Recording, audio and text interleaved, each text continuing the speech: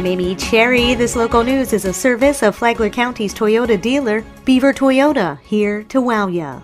If you see something, say something. Tony Magoo has the story. Close to 9:30 yesterday morning, Flagler Beach police officers were sent out near South 23rd Street on a report of a suspicious vehicle casing their neighborhood. Right after the vehicle's description was broadcast, Flagler Beach Police Sergeant D. Arcieri Jr. spotted that vehicle with Joshua Allen Reed behind the wheel. After Reed's arrest, an investigation revealed he had unlawfully entered the garage of an occupied residence in Flagler Beach, and he was positively identified by an eyewitness. He was booked into the Sheriff Perry Hall inmate facility for burglary of an occupied dwelling and multiple other charges, and Reed is currently being held with no bond. This is a perfect example of our citizens seeing something suspicious and saying something, said Flagler Beach Chief Matt Downey. Mr. Reed was targeting homes in our city with open garage doors and mailboxes with outgoing mail. What he didn't count on was alert, concerned citizens that contacted law enforcement, which ultimately led to him being apprehended. For Flagler's Morning News, I'm Tony Magoo. This portion of Flagler's Morning News brought to you by the Daytona Beach International Airport, Sunwing Airlines nonstop to Toronto, and starting in May, nonstop flights to New York City via American Airlines.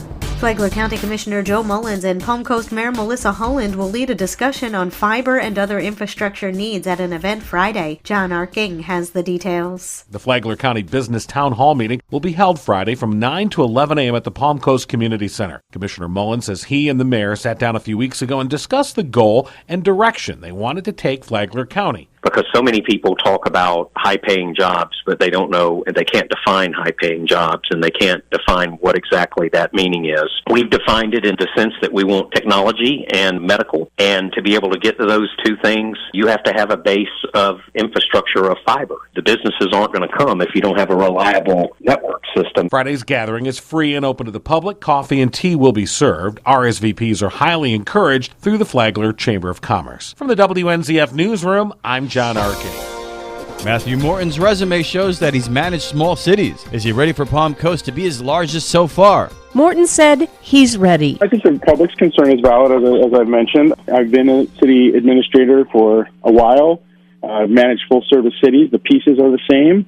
I think also what you bring to the table in a larger organization and such a professional organization as Palm Coast is you've got an expert team of managers and leaders. Morton said he'd rely on those leaders and each of their areas of expertise to help him run the city. He calls the city's leadership and council passionate, bright, and motivated. Morton said he's not concerned about the city's size. He said he can scale his knowledge for the larger city. Tomorrow, servant leadership and more. From the WNZF Newsroom, I'm Deb Albertson. Flagler County Fire Rescue Chief Don Petito will keep his second title of Chili Champ. His smokin' hot Flagler County chili, made alongside sous chef Chet Lagana, won this year's Flagler Women's Annual Chili Challenge for the second year in a row. But the true winners in this contest are the beneficiaries. Petito handpicked the Flagler Free Clinic and the Family Life Center, which will split proceeds from the event, each getting a check for nearly $550. The Flagler Women's Club, founded in 1946, raises thousands every year for scholarships and financial support of other philanthropic organizations. And now you're up to date on Flagler's Morning News. I'm Amy Cherry.